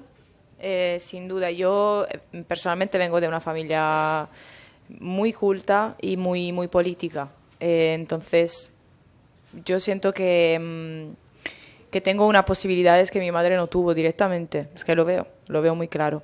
Y sé, porque conozco las luchas que han llevado a cabo mis padres también, ¿no? Que han estado como al pie del cañón con esto. Entonces, un poco lo he vivido directamente y puedo decir que sí, porque ha sido un fenómeno global y, por supuesto, a nivel político, pero también ha tenido repercusiones en la economía, en la cultura. Entonces, sí, la respuesta para mí es sí, absolutamente sí. Claro, ha tenido un antes y un después, no es un fenómeno fijo, no lo tenemos que pensar como un derecho que está allí y nadie nos lo va a quitar, porque yo lo veo muy inestable personalmente. Pero como, por ejemplo, ahora, siendo italiana, lo veo en mi propio país. O sea, algunas certezas que teníamos ahora parece que las estamos perdiendo de la mano, y esto nos enseña que por mucho que ha habido este antes y después, yo siento que todos los días hay que recordarlo, porque ha costado mucho y todavía pues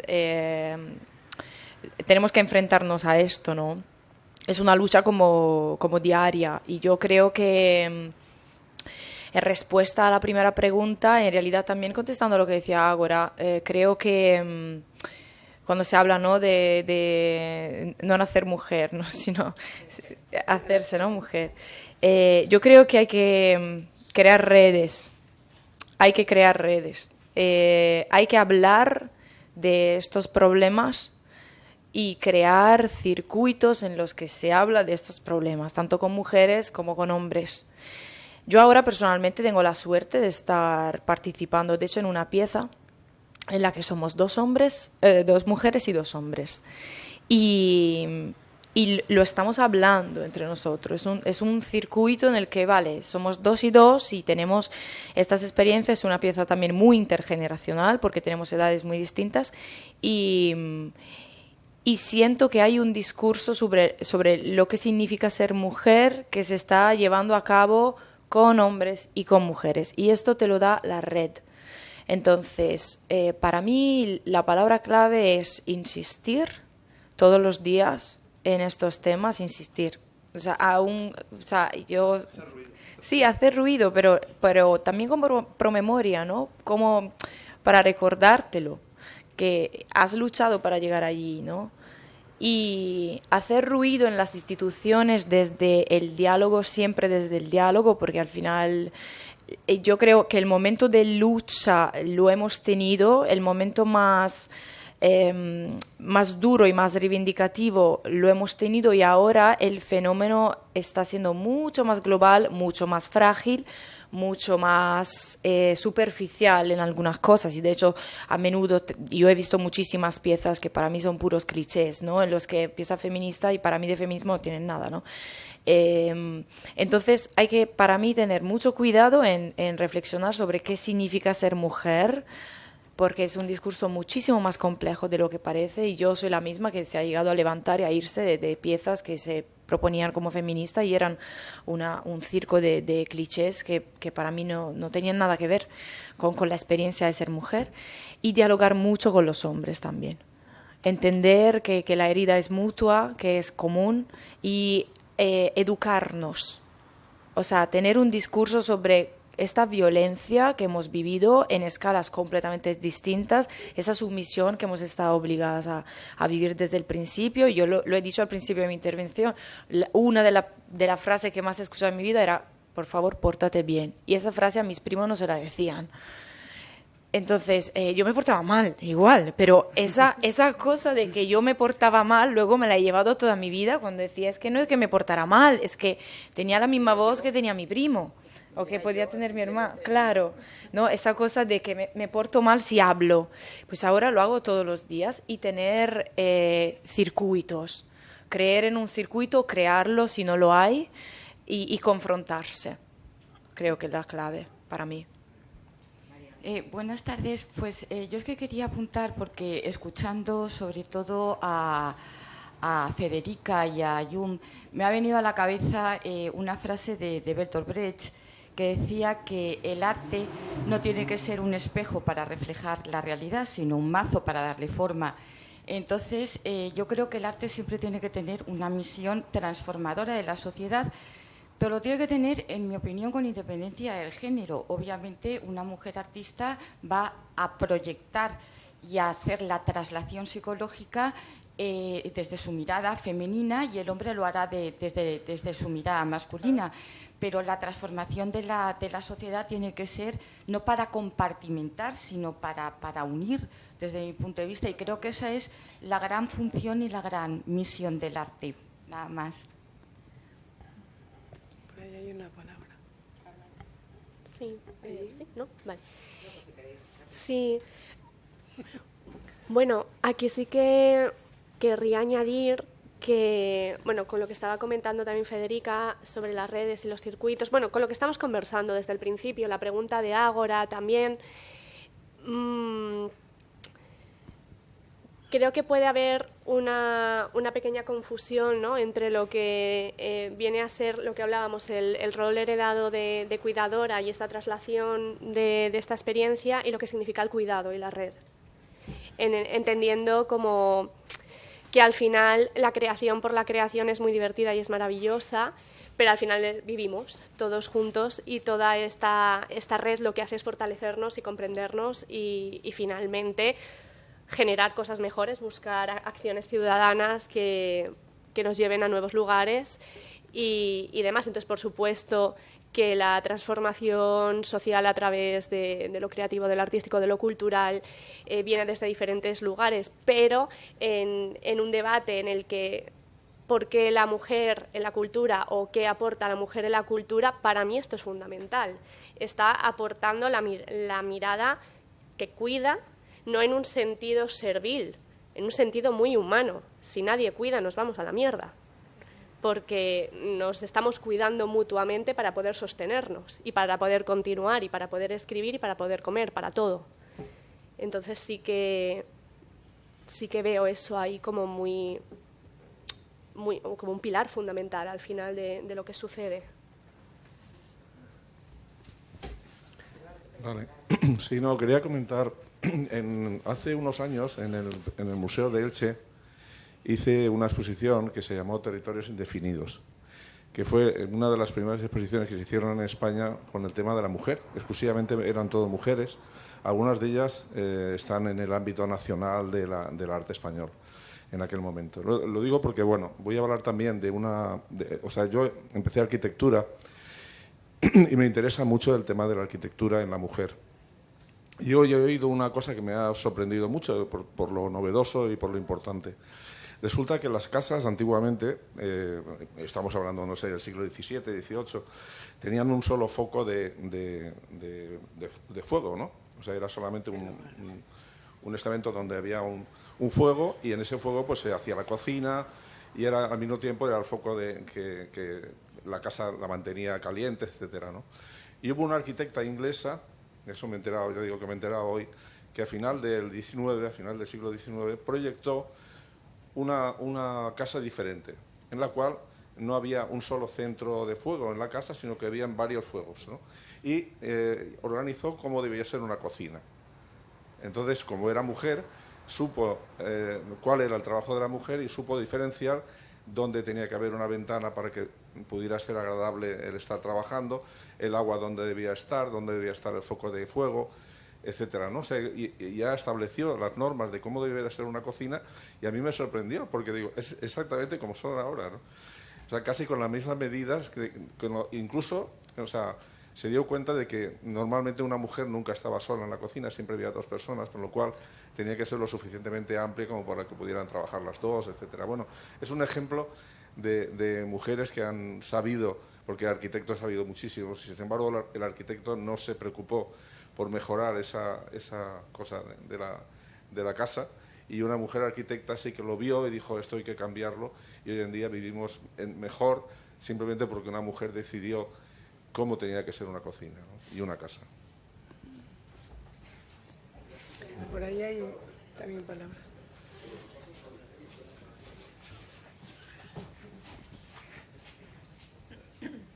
Pues yo quiero aunar así lo que conversamos, ¿no?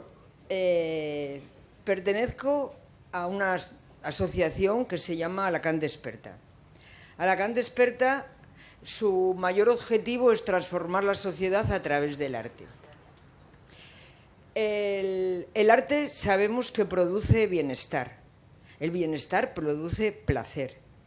El placer, según los neurólogos, es lo que nos permite continuar la vida.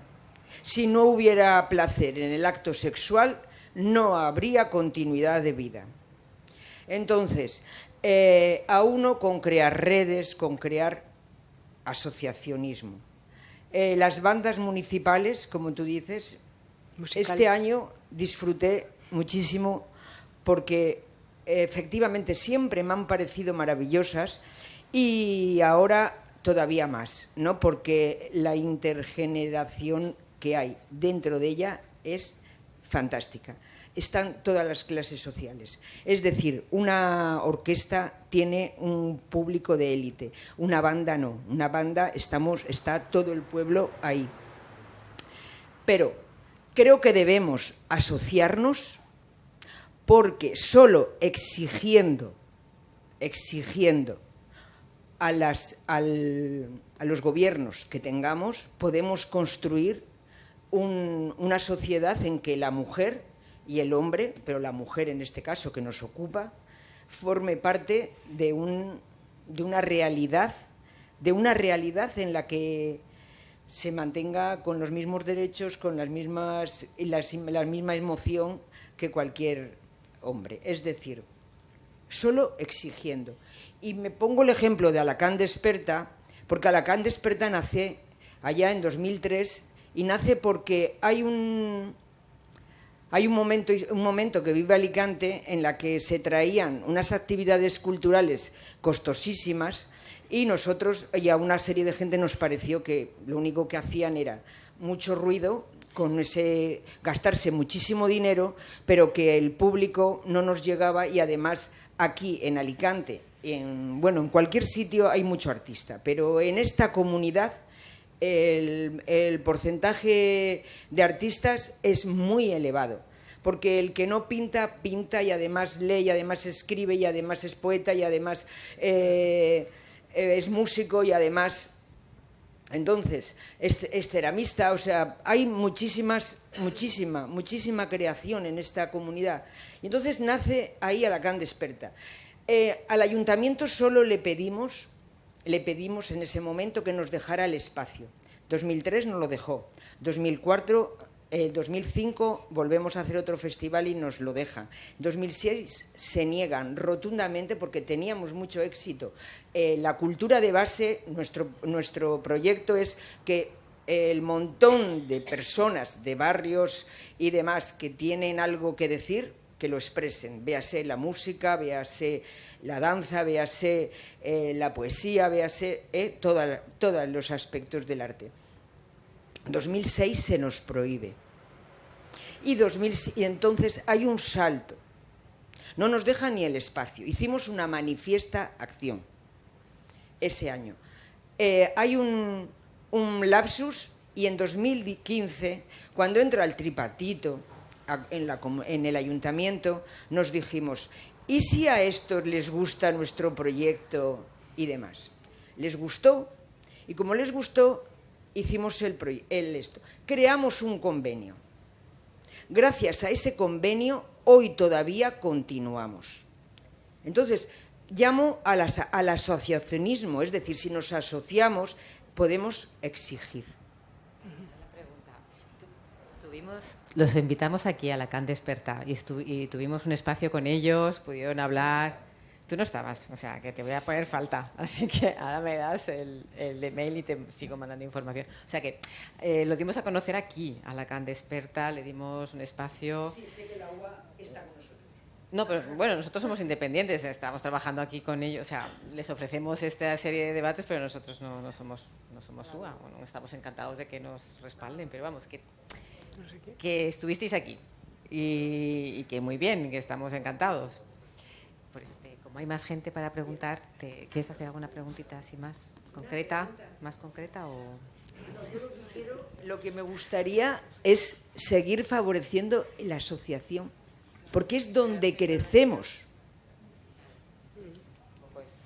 Un poco es el leitmotiv de estos debates también, ¿no? Intentar aglutinar todas y como tú dices, hay mucho talento en Alicante y es lo que queremos reforzar. Viviana.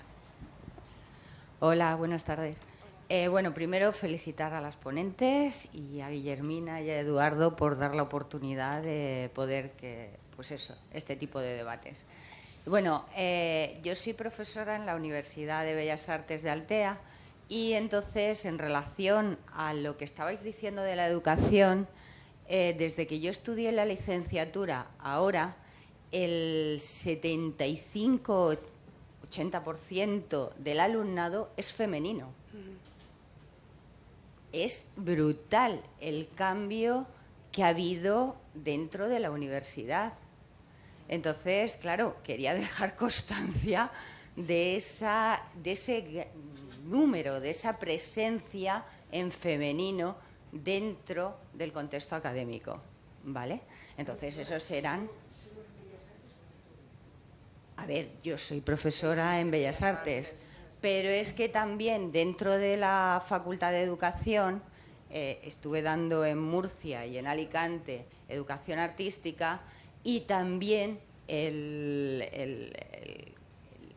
la cantidad de alumnado en femenino era muy alto, pero muy alto, ¿vale? Entonces, eso es muy importante.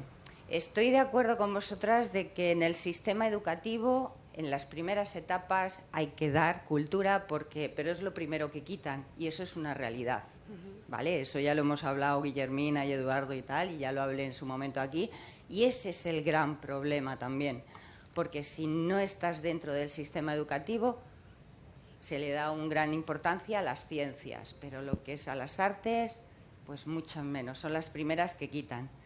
Y bueno, y hablando en relación a lo de que estamos hombre-mujer, tenemos que tener en cuenta de que las nuevas genealogías están ahora mismo. Bueno, dentro de poco veremos en el que ya no estaremos hablando de hombre-mujer, sino dos padres, dos madres, y saldrán otras nuevas sociedades. ¿Vale? Sí. Entonces, bueno, pues nada, era eso. Sí, yo en ese sentido, por el asunto de Simone de Beauvoir, ¿no? El asunto de si llega uno a serlo, ¿no? Claro, ¿qué es ser mujer? ¿No?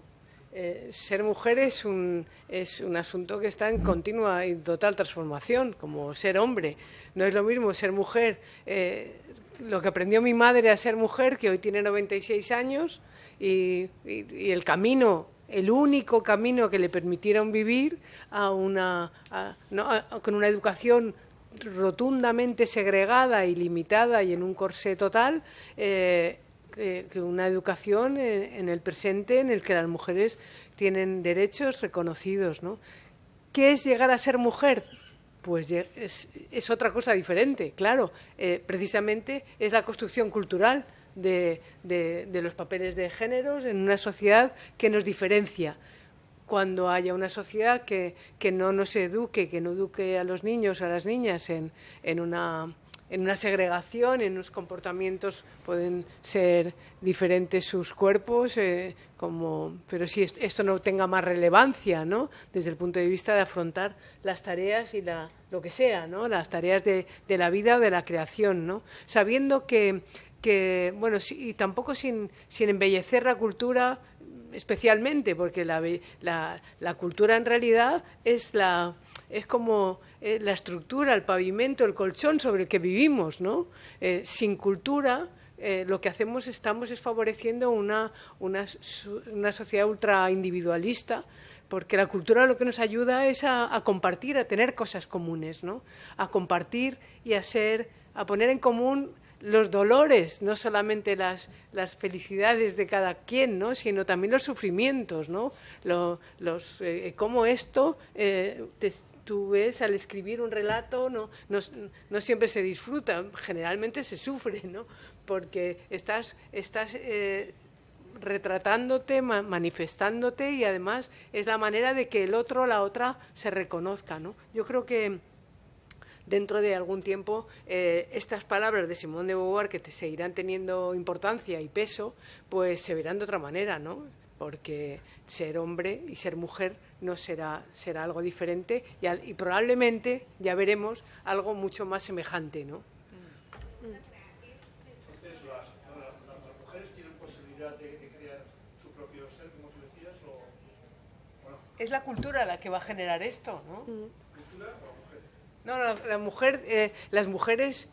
las mujeres somos unas individuas insertas en un ambiente cultural, en una sociedad. No, las aportaciones de cada quien son esenciales, porque el problema es que la mitad, el 50% del talento de las sociedades ha estado invisibilizado y silenciado, ¿no? Claro, las mujeres tendrán que participar, estamos participando en la creación. Y de hecho, pese a que esta participación y a que este talento efectivamente ha emergido, ha habido un cambio de paradigma en el siglo XX, como ya hemos comentado, un dato curioso, bueno, curioso por llamarlo de alguna manera, curioso es mi eufemismo para todo. Es que con el salto académico que ha habido, efectivamente, tú vas a Bellas Artes, casi todo mujeres, danza, casi todo mujeres, filología, casi todo mujeres, filosofía, casi todo mujeres, y así sucesivamente. Pero es que vas a un taller de escritura y casi todos son mujeres. Hoy, si hacemos las cuentas, hay una mayoría de mujeres. Vas al teatro y en el público hay más mujeres, así sucesivamente, ¿no? Las residencias artísticas. Cuando haces una residencia artística, normalmente hay una mayoría de mujeres también. Y, sin embargo, los datos oficiales de las publicaciones que llegan a las grandes editoriales o a las grandes galerías o a los grandes teatros o los coreógrafos o demás siguen teniendo normalmente una mayoría de hombres. Entonces es un fenómeno bastante particular todavía, ¿no? Sobre todo en un momento en el que académicamente ha habido una cascada de mujeres, como nos comentaba Federica antes, cogiendo 1, 2 o 5 títulos para demostrar su valía. En mi caso, los estudios que he citado antes sí que hablan de ese tipo de porcentaje. Yo ahora soy docente en el Conservatorio de Danza de Alicante. Soy docente de repertorio clásico. Entonces trabajo en un contexto que es el del Departamento de Danza Clásica. Y en mi clase yo tengo casi solamente chicas. Y claro, los datos que citaba antes llaman mucho la atención porque se documenta que hay normalmente una mayoría de mujeres, pero yo hablo de todas las categorías, coreografía, interpretación, porque en nuestro campo están bastante separadas, ¿no? Vestuario, etcétera, sobre todo vestuario.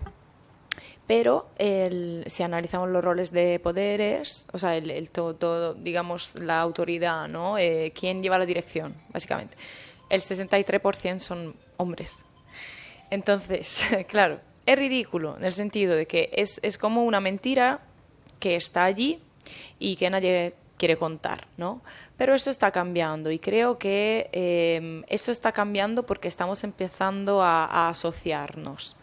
Entonces, se está hablando de ese tipo de problemas, ¿no? No son problemas, sino descuadres, literalmente, ¿no? Porque no puede ser que haya tantas personas formadas en algo y que haya una especie de jerarquía entre los que llevan el mando, porque no cuadran las cuentas, básicamente, ¿no? Entonces, así de simple. Entonces, ¿qué sucede? Que tenemos que llevar sobre la mesa este tipo de cuestiones y, como decía Jung, no digo obligar, pero por lo menos pretender que uno de esos roles lo lleve a cabo una de las mujeres que se han formado, ¿no? En el mismo instituto. A mí me ha sucedido de presentarme a convocatorias y de enfrentarme a, voy a decir, tipos de acoso porque había ganado yo la plaza y no la había ganado un colega varón.